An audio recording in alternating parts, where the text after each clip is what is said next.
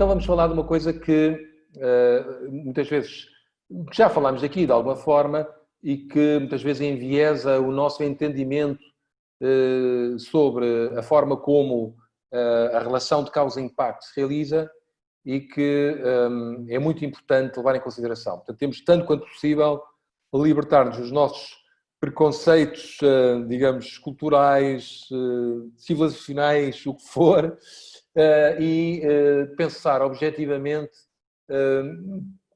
o que é que influencia a mudança e para que a mudança ocorra. Portanto, temos aqui este cartoon que eu acho muita piada, que é um professor que está, no fundo, a corrigir uma demonstração matemática de um aluno e que tem no meio, aqui ocorre um milagre. E o professor diz, bom, aqui eu acho que devia ser um bocadinho mais específico. Como é que faz a ponte, a correlação entre a causa e o efeito, não é? Nós não podemos ter milagres, nós temos que ser concretos na análise daquilo que influencia a mudança, ou que causa essa relação de causa e efeito. E para que a mudança aconteça, nós temos que assumir uma série de pressupostos e de riscos que às vezes acontecem, às vezes não acontecem. Pronto. Pressupostos são os tais elementos que se preenchem na coluna da direita e que são as condições, chamemos-lhe assim, que teoricamente devem acontecer para que essa mudança se concretize. Agora, há pressupostos que nós chamamos de críticos, que têm absolutamente que acontecer, e há outros que, se calhar, não são tão relevantes. Por exemplo, naquele exemplo da água e do rio poluído, se queremos que as empresas adquiram equipamento, pequenas hectares, etc., e o instalem, evidentemente, o pressuposto de o governo, em devido tempo, cofinanciar os projetos, tem que acontecer, porque senão as fábricas não vão adquirir, são equipamentos muito caros e, portanto, sem participação do Estado não seria possível fazer esse investimento. E, portanto, em geral, é aquilo que precisa de acontecer para que a lógica seja executada como nós pensamos. São pressupostos ou condições para que as coisas aconteçam. Muitas vezes nós distinguimos pressupostos de riscos. O risco é ver os pressupostos pela negativa, ao contrário, não aquilo que deve acontecer, deve estar verificado para que a consequência apareça, mas os riscos que podem acontecer, coisas que podem impedir que a mudança aconteça. Bom, e depois aí também há riscos que nós, de alguma forma, conseguimos identificar e mitigar, não é? Há outros que às vezes nos fogem completamente ao controle. Por exemplo, o que está a acontecer agora com a pandemia, o Covid-19, é um risco que ninguém conseguiria prever, a não ser o Bill Gates, não é? Há uns anos atrás, que viesse a acontecer, mas nem ele poderia prever que acontecesse agora, a partir deste ano, o que estamos a passar. Portanto, esses não serão normalmente os riscos mas há outros que conseguimos prever. Não será o caso de Cabo Verde, mas há muitos países onde a questão da instabilidade política influencia fortemente no sucesso dos projetos. Desvalorização cambial, por exemplo, em Angola é crítico neste momento. Podemos ter um orçamento no início, chegamos ao fim, passado relativamente pouco tempo, e o dinheiro não chega, digamos, se o projeto for em moeda nacional, para fazer a aquisição dos equipamentos, se for necessário. Portanto, há riscos, mas alguns, por exemplo, este que eu vos acabei de indicar é um risco que até pode ser mitigável, porque as contas bancárias, vamos falar disso para a semana, teoricamente recebemos o dinheiro em euros, devíamos manter uma conta em euros, não é? E só devemos fazer a transferência para a moeda local quando efetivamente tivermos necessidade de fazer um pagamento em moeda local, que nem sempre é o caso. É uma forma, por exemplo, de mitigar um risco de valorização cambial. Mas, no fundo, riscos são coisas que podem impedir que a mudança aconteça da maneira esperada. Alguns conseguimos prever e mitigar, outros, no momento, temos que nos desenrascar, como se costuma dizer, para tentar evitar que os males aconteçam. Quanto aos pressupostos, nós, efetivamente, temos uma série de, que nós chamamos aqui crenças, suposições, hipóteses. Achamos que as coisas vão acontecer de uma determinada forma e depois temos muitas vezes enormes surpresas. Eu recordo, por exemplo, Vocês certamente têm muitos exemplos para dar, mas eu recordo-me, eu trabalhei um ano na ilha de Moçambique, no norte de Moçambique, num projeto de reabilitação do património da ilha. A ilha é uma ilha, não sei se já ouviram falar, no norte de Moçambique, onde foi, aliás, a primeira capital do país até finais do século XIX, e tem um grande problema de sobrepovoamento, porque embora seja uma ilha de apenas 400 metros por 3,5 km de comprimento, uma pequena ilha, está sobrepovoada porque no tempo da Guerra Civil houve muita gente que veio do continente para a ilha e pronto. E depois, como estava sobrepovoada, podem imaginar problemas de saúde pública, problemas até de utilização indevida do património, sei lá, famílias inteiras que ocupavam casas coloniais, que tiravam vigamentos do teto para fazerem fogueiras, coisas desse género.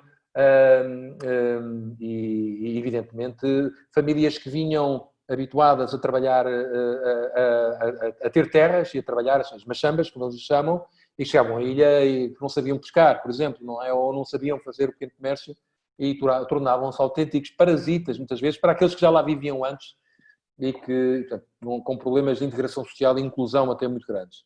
Então houve um projeto da cooperação suíça que basicamente tratava de reinstalar as pessoas que tinham vindo do mato há uns anos atrás, dando-lhes lotes de terreno e fornecendo-lhes equipamento para construírem as suas próprias casas. Tudo parecia muito bem. Imaginando nós, nas nossas hipóteses ou suposições, que as pessoas quisessem voltar ao lugar de onde antes viviam, ou a sua maneira de estar e de viver anterior, que era o trabalho da terra, mas as pessoas já tinham sentido bem bom que era viver numa ilha onde, apesar de tudo, fazendo pouco, ainda ia havendo um bocadinho de peixe e as pessoas iam sobrevivendo. E não é só isso, pois perderam até, sobretudo as suas gerações, quaisquer conhecimentos e capacidades de trabalhar a terra. E, portanto, quando eles as reinstalam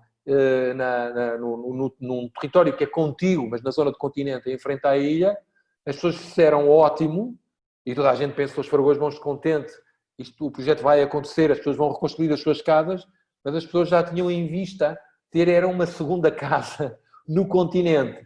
Porque quando chegou ao momento, efetivamente, de se instalarem, para além de outro tipo de problemas que tinham a ver com rede de saneamento e alimentação de energia, as pessoas não estavam interessadas em viver num sítio onde já não tinham raízes e não tinham... Portanto, foi claramente um projeto que falhou e que partiu de um pressuposto que não se verificou. Não é? Eu não gosto de falar muito de insucessos, mas agora gostava de saber se vocês, da vossa experiência, querem partilhar alguma coisa que não tenha corrido como vocês achavam.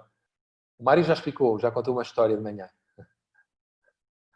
Tem alguma coisa assim que queiram partilhar e dizer, pá, achávamos que aquilo ia mesmo acontecer daquela forma e não, porque partimos do pressuposto errado?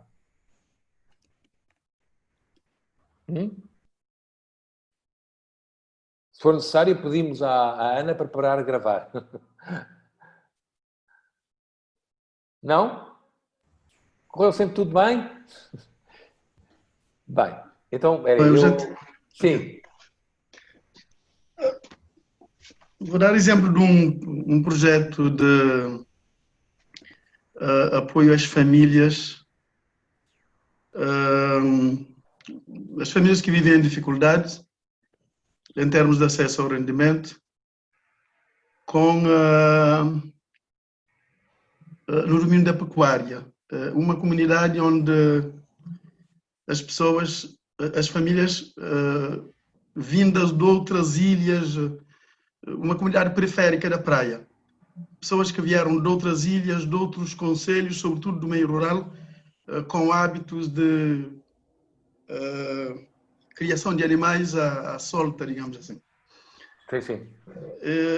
O projeto era para a construção do curral, um curral comunitário, digamos assim. Partindo do princípio que toda a gente ia colocar lá as suas cabras e não sei o quê, havia salas de ordenha, havia com todas as condições. E, infelizmente, ninguém. Nenhum. Foi lá colocar as suas cabras e, por fim, uma família tomou conta daquilo, foi lá morar, não é? E o projeto falhou redondamente. E qual foi o pressuposto que acha que falhou nesse caso? O que é que eles não previram que... É que nós lá no fundo, nós pensamos apenas nos problemas e pensamos numa solução que era errada. As pessoas gostariam de ter cada família com o seu sítio para pôr, digamos assim, o seu animal. Sim. E não um curral, digamos assim, comunitário, Sim, sim. onde teriam que fazer a gestão, partilhar o espaço, enfim. Essas pessoas participaram no desenho do projeto, inicialmente, ou não? Aí está o problema. A pressão era tal, era numa semana para entregar o projeto. Fomos à comunidade, mas não houve tempo para aquela interação e não sei o quê. E normalmente a gente diz, vamos construir uma coisa, vamos ajudar-vos a comprar, a melhorar a raça, mandando vir da Ilha do Maio cabras com outra qualidade, enfim. E todo mundo aceita logo, porque é dinheiro frio, é um apoio que está vindo de fora. Claro. E isso, e a mesma coisa aconteceu com o chafariz comunitário. Mas isso é falta de articulação, porque a Câmara já tinha um projeto de construção de chafariz e nós não conseguimos dialogar com a Câmara. Ok. E depois o nosso chafariz não foi utilizado. Ok. Eu posso, não sei se ainda temos tempo, eu posso dar um exemplo. Lembrei-me agora que o Mário estava a falar de chafariz, lembrei-me de um projeto de construção de latrinas para as famílias nas zonas altas de Santo Antão. Foi um projeto financiado pela Unicef. As pessoas não tinham equipamentos sanitários e então decidiu-se, digamos, pela construção de latrinas. Só que, construídas as latrinas, constatou-se que havia poucas mulheres a utilizar essas latrinas. Eram mais utilizadas pelos homens e as pessoas foram ao terreno, os técnicos sociais foram indagar, digamos, a questão. E chegou-se à conclusão que havia dois pressupostos que não foram tidos em conta. Primeiro, é o ato de se ir à casa de banho nessas comunidades, é um ato bastante discreto. E como a latrina ficava ao lado da casa, todo mundo via quando uma mulher entrava para a casa de banho, para a latrina. E, portanto, isto causava um desconforto. E outro aspecto também era o sistema de ventilação. Portanto, havia uns tubos para ventilar aquilo, mas não sei, dado ao posicionamento e ao vento, aquilo metia ar por dentro que saía, digamos, no buraco por onde as pessoas deviam fazer as necessidades. E as mulheres consideravam que aquilo era prejudicial à saúde da mulher e não sei o quê. Portanto, e pronto, e houve alguns problemas por muito tempo que as pessoas não utilizavam aquele equipamento sanitário. Ok? Olha, eu por acaso, a conversa não é muito agradável, mas na ilha de Moçambique há um problema muito parecido de saneamento básico, e justamente as pessoas vinham do mato, e no mato as pessoas não têm nem latrinas, é feito a céu aberto, e depois tapam, não é? E portanto estavam na ilha, não haviam sequer hábitos de saneamento como os ilhéus originários o entendiam. Então também uma ONG qualquer instalou lá umas latrinas comunitárias e as pessoas continuavam a não utilizar. E isto é que é horrível que eu tenho que vos dizer, é que havia o hábito de ir à praia fazer as necessidades. É uma coisa que durou muitos anos a mudar o comportamento.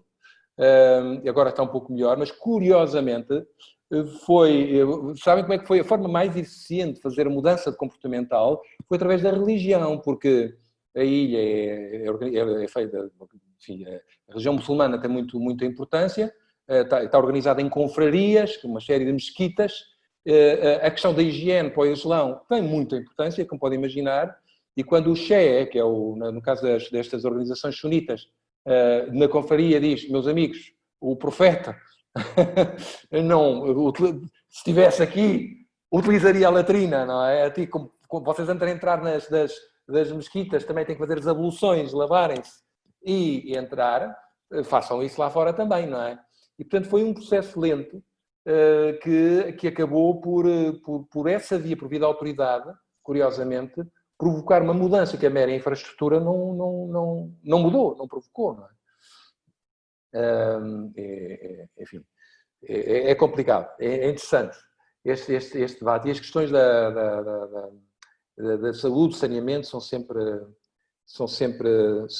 interessantes. Há outra que também muitos colegas que trabalham no setor do abastecimento de água me contam, que há uma coisa que muitas vezes nós assumimos, que se eu vou criar um poço junto a uma aldeia, as pessoas vão usar o poço de água, o poço, ou o furo, em vez de andarem quilómetros a caminho de um curso de água onde antigamente iam ao rio buscar a água.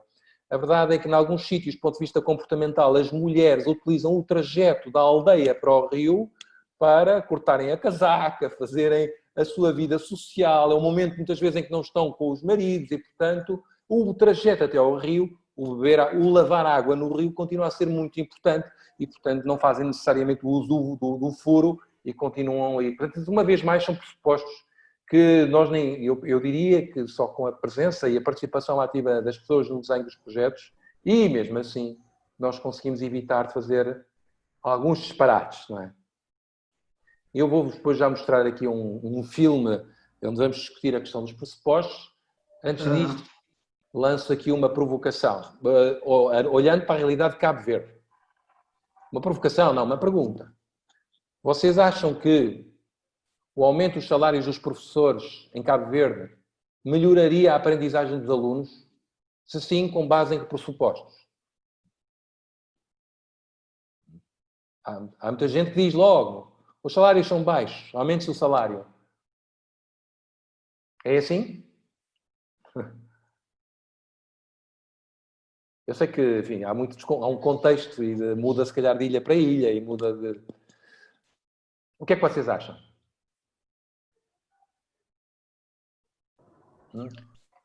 O aumento do salário poderá contribuir, mas por si só não. Por si só não, claro. Não. Seria uma motivação? Sim. Talvez um caminho, não sei, mas como o meu colega disse, por si só não seria no total. É que eu não sei o que é que o professor ia fazer com o salário, não é? Podia comprar, podia ser para beber, não é? Eu não estou a brincar, é mesmo verdade. Em alguns meios podia ser isso que ia acontecer. Se fossem homens do sexo masculino, provavelmente podia acontecer. Partindo do princípio que os professores são todas pessoas responsáveis, que não iam utilizar, digamos assim, o aumento do rendimento desta forma, não é? Sim. Mas o problema da melhoria da aprendizagem tem por detrás outros pressupostos, que não só... Claro. A motivação é importante dos professores. Claro. E o aumento do salário contribuiria. Agora, o professor com o seu salário, com o seu aumento do salário, não ia contribuir para resolver o problema das salas superlotadas. Não ia contribuir para o problema da falta de reciclagem, digamos assim. Não há um programa de reciclagem permanente dos docentes. Não ia contribuir para a melhoria da gestão das escolas. Não ia contribuir para a implementação de um sistema de avaliação que não existe, praticamente. Claro. Enfim, etc, etc. Eu penso que havia aqui até um comentário da Odete a dizer sim, mas não só. Mais formação para professores. Não sei se a Odete quer desenvolver isto, falando, em vez de estar só a enviar mensagens. Mas sim, acho que... Sim. Não quero dizer mais nada? Como quiser, Odete, não é obrigada a falar, mas diga. Não? Ok. Ok, não quer dizer nada. Tá bom. Pronto, é verdade. Não é apenas. Às vezes são pressupostos. Mesmo que admitamos, como diz o Mário, que há outros elementos, o aumento do salário é motivacional, mas depois não se reflete minimamente na melhoria do desempenho, porque até porque, como lhe estava a dizer, o dinheiro depois pode ser utilizado não numa perspectiva de valorização profissional, aquisição de manuais, o que for, mas com outro objetivo completamente diferente, como é evidente. Não é? Ora bem, em tempos... Para dizer que não é por acaso que, falando do desenvolvimento, diz-se que o desenvolvimento faz-se através de ações coordenadas, concertadas, articuladas. Não é com ações isoladas que se consegue, às vezes, resolver um determinado problema. Claro. Também é um feixe de causas, um feixe de pressupostos que influenciam. Eu aqui nesta imagem tenho então, digamos, aquilo que sempre foi a lógica atrás do preenchimento do quadro lógico, vamos-lhe assim, que é o seguinte. Nós normalmente começamos, como vos disse, por preencher a parte da cadeia dos resultados, impacto, realização, produtos e atividades, e depois então preenchemos a parte dos pressupostos.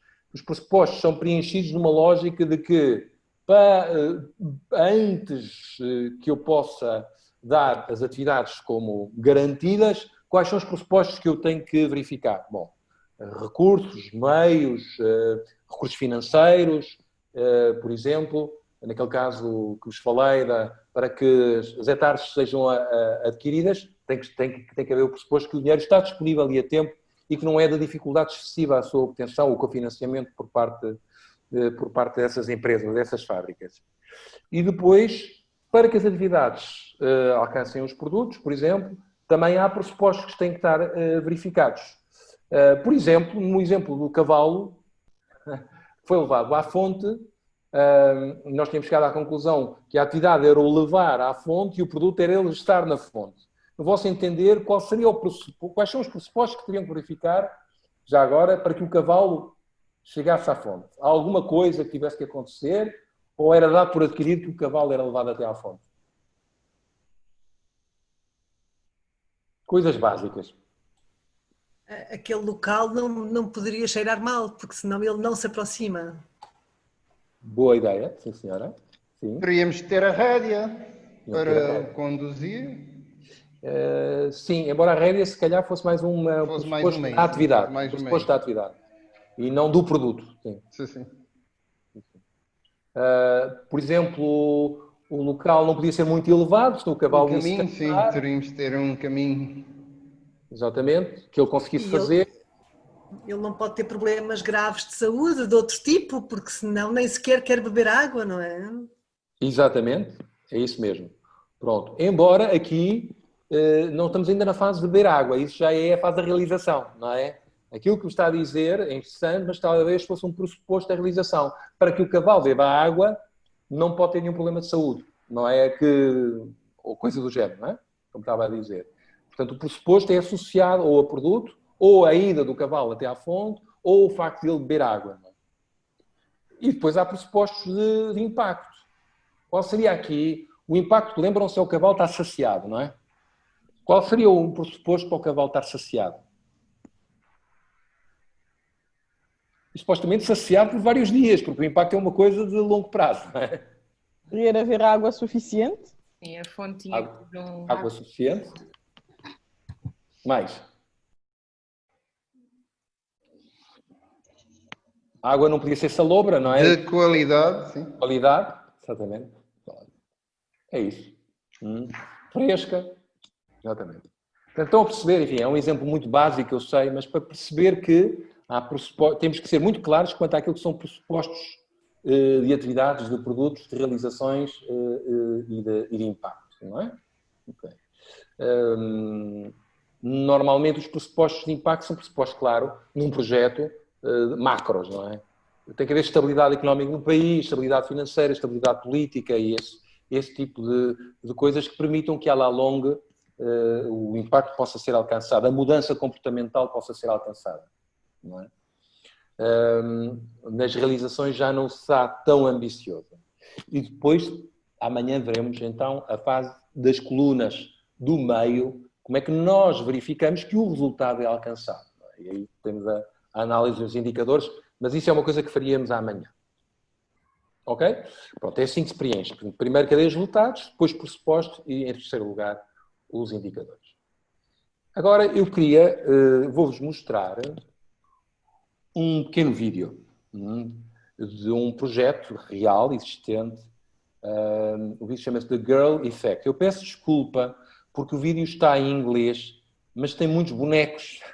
E para aqueles que não percebam inglês, eu acho que vão conseguir perceber pelas imagens e os números aquilo que se está aqui a falar.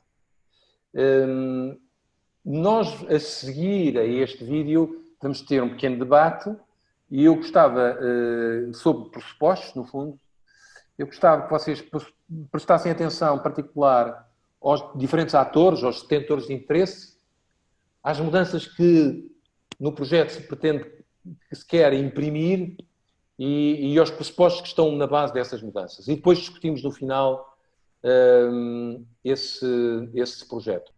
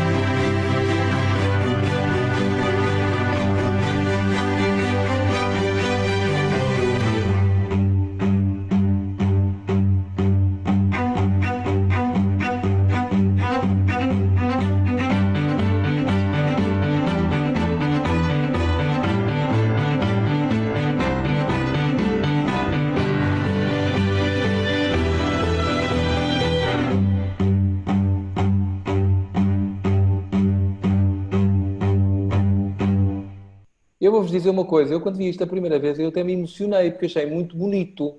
Muito, está muito bem feito, é muito forte, é do ponto de vista da imagem, da mensagem, sobretudo, da música e tudo, é tudo emocionante. Mas, ou não, mas, não sei se não podíamos discutir justamente os pressupostos que estão detrás deste processo de mudança. Se funcionam exatamente assim como estão descritos, não é? E se, já agora, tomando o caso de Cabo Verde, esta intervenção ao nível das crianças, das jovens meninas, feita desta forma, levaria àquele resultado final. Não é? Estou-vos a fazer a pergunta, não é sequer uma resposta. O que é que vocês acham? Está aberto o debate. Agora podemos discutir o que quisermos e é a última coisa que vamos fazer hoje, portanto... Não é por isso que o debate vai ser curto, hein? Não sei. Estou a brincar. O que é que acham? Então, acho que se nós se nós estivermos de acordo sobre qual é o objetivo de mudança, mesmo quem percebeu uma parte acha que percebeu a outra e talvez tenha percebido a outra, talvez consigamos chegar todos a um consenso. O que eu percebi é que estamos a falar de jovens raparigas, adolescentes, que devemos tentar que elas não tenham casamentos prematuros, para que haja uma redução de mães adolescentes, não é isto? É. E que podem até cair na prostituição e que podem até haver, também ficar com AIDS, não é? Isto foi o que eu percebi em termos de, digamos, identificação do problema. Exato. E de mudança, e também a pobreza, falava-se de pobreza, dá-me ideia. Portanto, reduzir a pobreza mas também não sei, porque talvez o processo de mudança, se queremos falar de objetivos a longo prazo, fosse a questão de não manter este ciclo, o ciclo em que as filhas das mães adolescentes transformam-se também elas em mães adolescentes, não é? Exato. Se calhar, primeiro, tenho alguma dúvida de qual é a mudança que queremos. A mudança é querer quebrar esse ciclo, aparentemente, não é? Acho eu, não é? Para que a menina não case prematuramente, para que a menina estude, para que a menina case até. Filhos. Mas... Exato. E reduzir o ciclo da pobreza e melhoria da condição de vida como um todo, não é? Em termos gerais.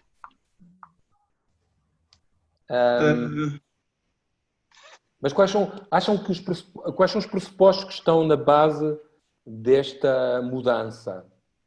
O pressuposto principal é que uma menina que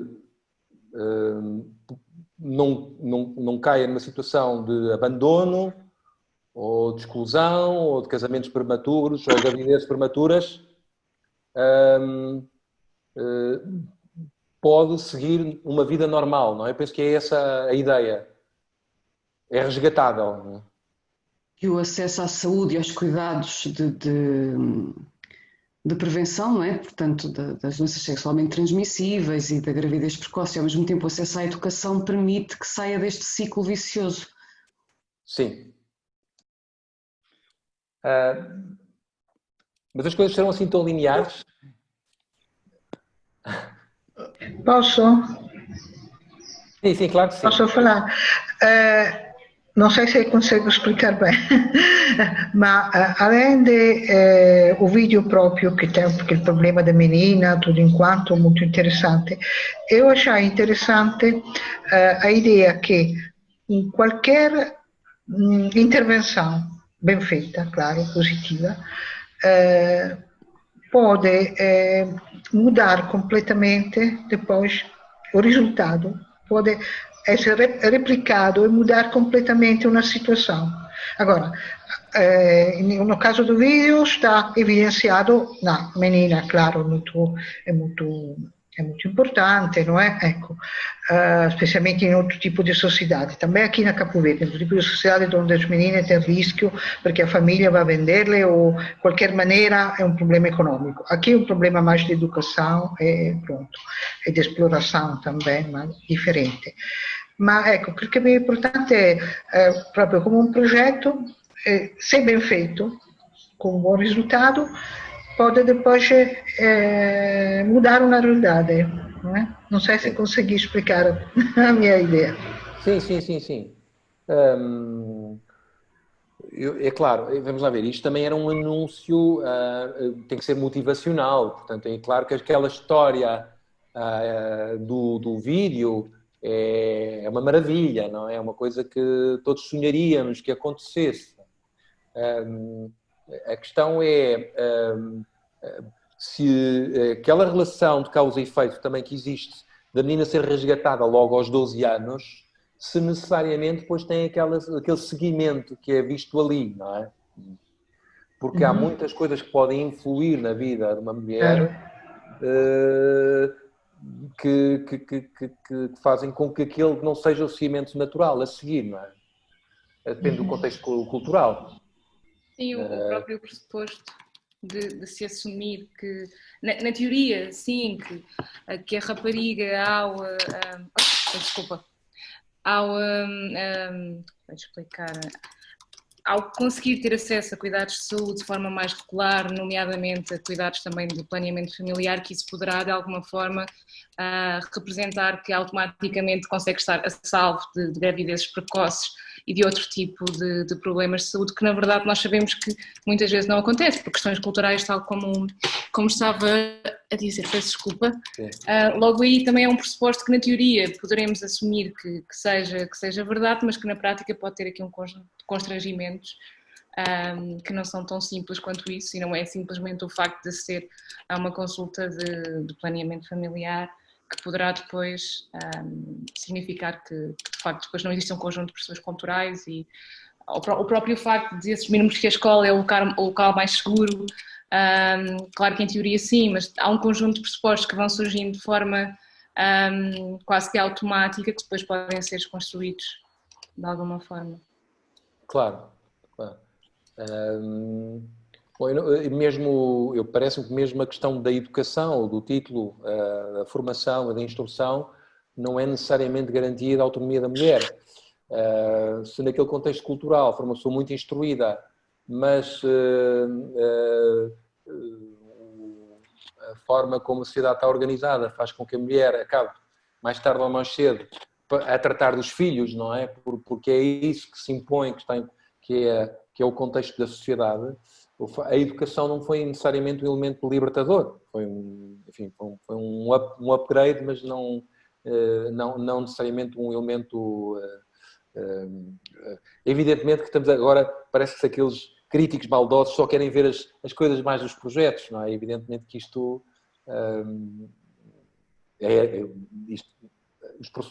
a ideia é boa, não é?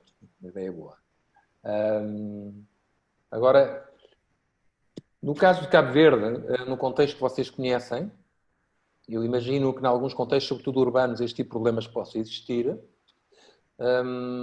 Vocês acham que esta intervenção ao nível de uma menina que está nesta situação de dependência, de fragilidade, e que alguém intervém, que a retira daquele ciclo e que põe a estudar e põe-na numa escola e, portanto, se seria suficiente para, no final, isso defender a menina, futura mulher, de abusos, de situação de dependência económica, de desigualdade? É uma pergunta que vos faço. Eu acho que a nível tipo de Cabo Verde, eu acho que essas questões têm que ser tratadas a nível familiar, não só retirar, porque às vezes não temos tipo instituições que possam cuidar de várias crianças que possam estar nessas situações. Mas tratar a família como um todo, eu acho que poderia-se resolver certas questões deste tipo. Não só retirar a criança, mas sim tratar a família para não ter outros casos semelhantes. Muito bem. Mais opiniões? Eu gostava de ouvir as vozes de Cabo Verde. Porque estas coisas dependem muito do contexto cultural também, não de se vir.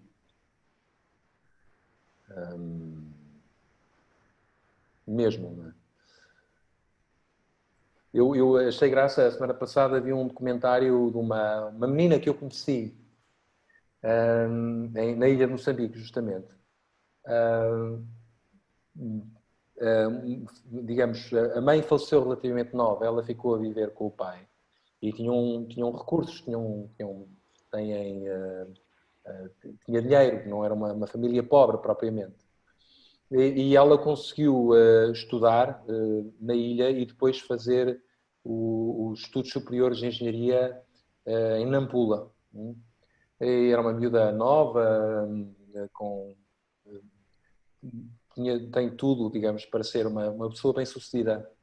Mas, curiosamente, por causa do contexto cultural onde vive, e isto é uma coisa que pode-nos fazer confusão, mas é uma coisa que está a acontecer cada vez mais no norte de Moçambique, há um extremar do Islão que está a ficar radicalizado. Como vocês têm ouvido falar do Daesh, não é? Daquelas coisas e isso não acontece por acaso. Há muitos jovens a quem lhes pagam bolsas de estudo, lá está, apostam na educação, mas que depois vão estudar para a Arábia Saudita, vão estudar para o Sudão e vêm com uma forma de viver e pensar completamente extremada e radicalizada. Curiosamente, esta menina que vivia na ilha, que nem sequer foi estudar para fora, isso é aquela parte que eu tenho alguma dificuldade em perceber, porque eu conheci a mãe dela, que era uma pessoa super liberal, e não era propriamente religiosa, radicalizou-se. E naquele contexto da família, a família achou muito bem a escolha de vida dela e, portanto, tornou-se uma pessoa muito ortodoxa, muito conservadora, muitíssimo religiosa, que se cobre completamente neste momento num lugar onde as pessoas normalmente se vestem com capulanas garridas e as mulheres se pintam, as macoas são muito vistosas e, portanto, ora aí está alguém que teve instrução, que tinha todas as oportunidades de seguir um determinado caminho, mas por causa do contexto cultural e familiar onde viveu, fez uma opção, pergunto-me até que ponto é que isso é uma verdadeira opção, que eu sei que a vai limitar muito, porque eu sei que vai limitar o seu casamento, vai limitar a sua autonomia no futuro, a liberdade que tem para se deslocar, para se vestir, ou os filhos vestirem de determinada forma. E, portanto, são coisas que, num determinado contexto, e é algo que não é um fenómeno isolado, que está a acontecer com mais pessoas naquele meio, faria com que um projeto desta natureza não tivesse necessariamente aquele seguimento que está aqui previsto, não é? Enfim, que eu diria que nos parece lógico, mas temos que levar o contexto também em consideração. Não, é verdade que o processo de luta contra a pobreza e a exclusão social quer dizer, não é assim tão linear e depende muito dos contextos socioculturais. Por exemplo, em Cabo Verde, eu não sou especialista de género, nem sequer tenho estudado a questão de igualdade entre sexos, mas o que se repara é que a sociedade evoluiu muito. Hoje em dia a realidade é totalmente diferente da época dos meus avós, da minha mãe e mesmo da minha época. Enquanto adolescente, criança, mas ainda vê-se que há aspectos culturais que estão enraizados e que marcam a diferença na vida de uma menina ou de um rapaz ou de uma mulher ou de um homem. Algumas coisas que eu li disse que são às vezes as próprias mães, as próprias mulheres que transmitem essa... Por exemplo, as meninas, há um maior controle, uma maior rigidez em relação à liberdade das meninas do que em relação à liberdade dos rapazes. O rapaz, a partir dos não sei, 16, 17 anos, pode ir a uma festa e vir até X horas, pode sair com amigos, mas já a menina tem que ser levada pelos pais, os pais têm que ir buscar. Há um maior... O meu pai dizia sempre, o homem é ferro e a mulher é vidro. Na época do meu pai. Eu acho que isso ainda continua de alguma forma. Mesmo a divisão do trabalho. As mulheres ocupam mais de... Questionamos hoje, por que é que temos menos mulheres na política?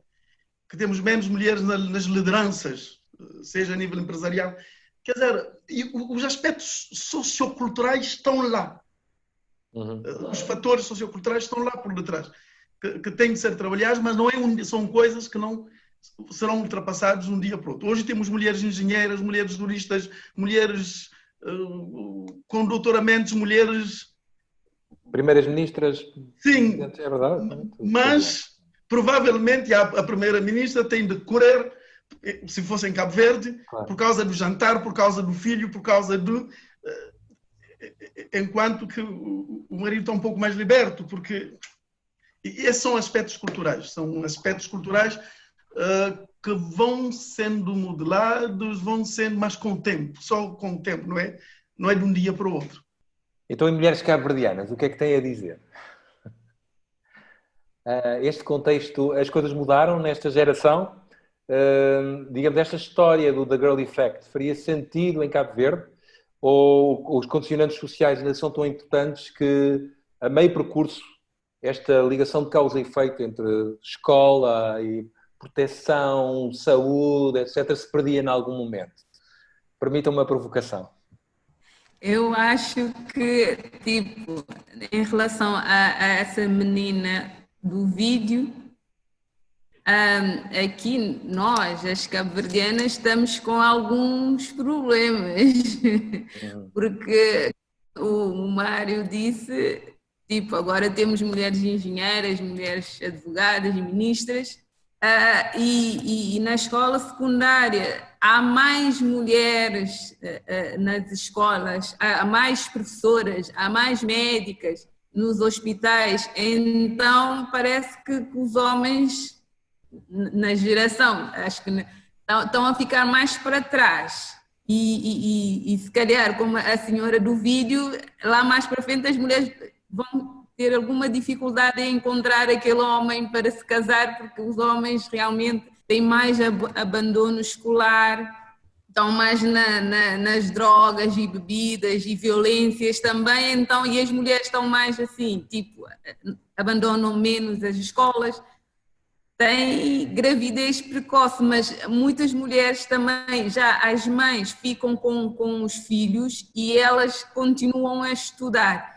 Então, estamos aqui com alguns outros problemas que em todas as sociedades existem.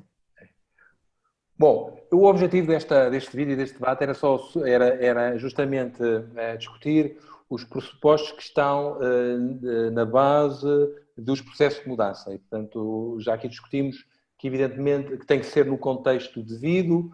O vídeo era muito abstrato, nem sabíamos em que país é que estávamos a falar, em Bom Rigor, ou região, ou cultura. Isso tem que ser levado em consideração. E uma série de outros elementos que permitam garantir que toda aquela história positiva que ali está contada vai mesmo acontecer daquela forma, não é? Que é o que todos queremos.